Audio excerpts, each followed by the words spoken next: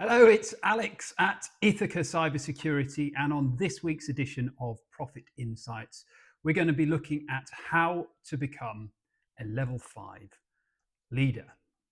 So, what is a level 5 leader? Well, in his 2001 classic, Good to Great, Jim Collins introduced the concept of level 5 leadership. And this is a powerful framework that distinguishes truly exceptional business leaders. So Collins defines this as, in quotation marks, level 5 executive : builds enduring greatness through a paradoxical blend of personal humility and professional will. So Collins and his research team analysed 11 publicly listed companies that achieved extraordinary results. So by extraordinary results, I mean sustaining stock returns that were 3 times higher than the general market, so the S&P 500, over a 15-year period. So that's between 1972 and the year 2000. When contrasting these exceptional companies with 87 direct industry competitors and 7 companies that produced only short-term, but admittedly great results, there was a clear pattern that emerged. Level 5 leadership was the primary differentiator between sustained excellence and temporary success. So, what were the defining characteristics of level 5 leadership? Well, there are 5 key characteristics, and after extensive analysis and interviews conducted at Stanford University, Collins identified these traits. Number 1, humility plus will is level 5. So this paradoxical combination, being both modest and the humility plus will, stubborn, modest and stubborn, humble and fearless, that defines what it means to be a level 5 leader, or is one of the traits, certainly. So we can think contemporary Apple CEO Tim Cook, maybe not so contemporary Marcus Aurelius, the Roman emperor and Stoic philosopher, or as I put here, the quintessential example, David Packard of Hewlett Packard, who will go on to close this podcast with a pretty good quote from Packard. Number 2, ambition for the company and not for oneself. So level 5 leaders prioritize organizational success over personal fame or fortune. They work to ensure their companies thrive long after their departure, and comfortable with the possibility that, of course, few or hardly any will recognize their foundational contributions within their lifetime. Number 3, compelling modesty. So if you've never heard of certain business leaders, well, they might well be level 5 leaders. So quite unlike their level 4 counterparts, who often command a significant public attention and usually thrive off that attention, level 5 leaders operate under the radar, and they operate with genuine humility. Number 4, an unwavering resolve.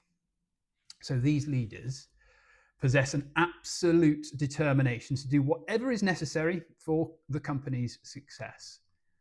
And I put a quotation here from Collins. So, infected with an incurable need to produce results, end quotation.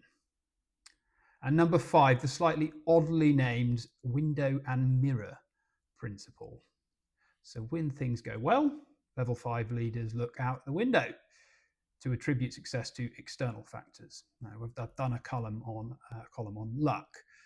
So go back to BSG, serendipity or strategy, if you want to learn a bit more about the serendipity side of things. But when things go poorly, they look in the mirror to accept responsibility and never blaming bad luck or, indeed, circumstances. And we've touched upon them briefly already, but of course, the contemporary examples of a level 4 or a level 5 leader, well, Elon Musk is the most notable and the most in the public eye, a fantastic visionary, a fantastic leader, a fantastic engineering mind for sure. His interviews with Joe Rogan, I've quoted in this, the more recent work he's done with Walter Isaacson, compiling his biography, really, really worth a read, that one.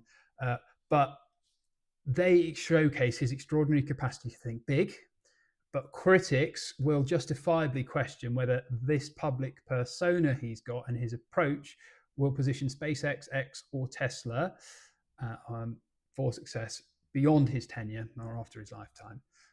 The jury's out on that one, certainly. But in contrast, Tim Cook represents an archetypal level 5 leader.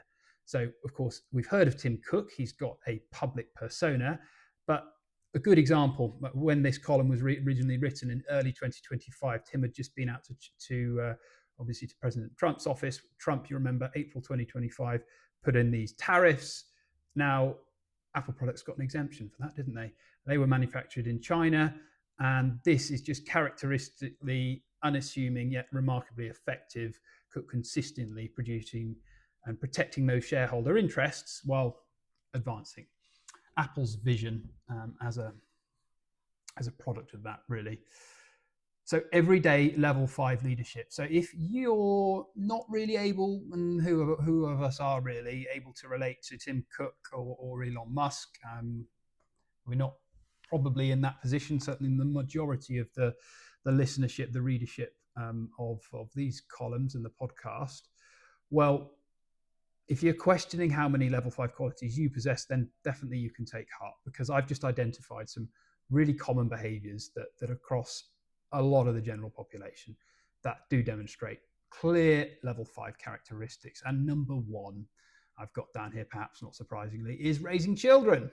So parents, grandparents, involved family members regularly make really, really significant sacrifices for their children's benefits.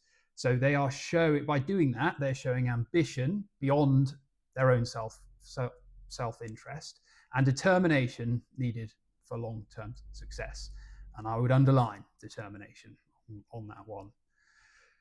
The second trait a common trait that I've identified is kind of linked to the first one, but I've put down long-term investing.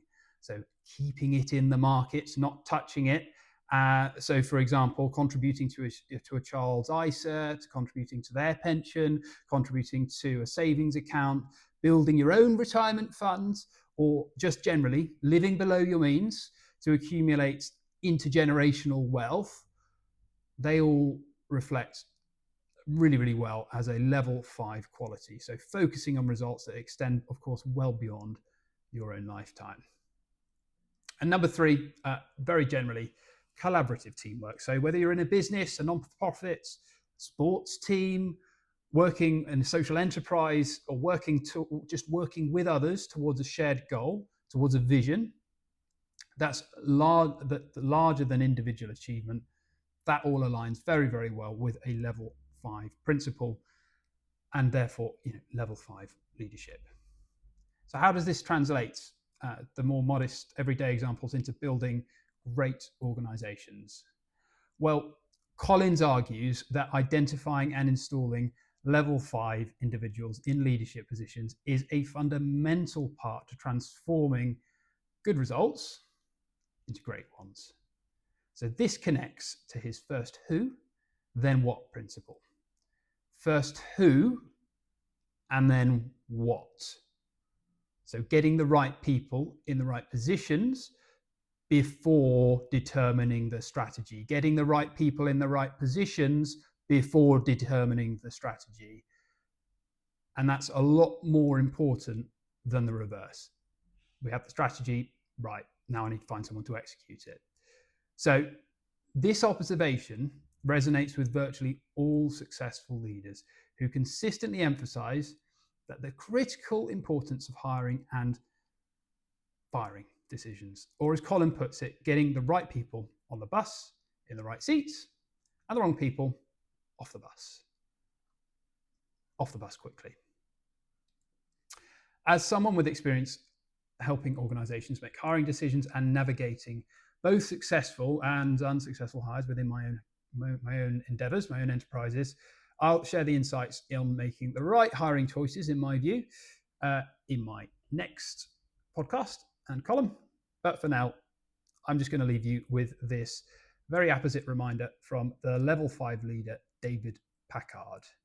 And it's known as Packard's Law. No company can grow revenues consistently faster than its ability to get enough of the right people to implement that growth and still become a great company. Hope you enjoyed that, and I look forward to hearing from you, seeing you next week.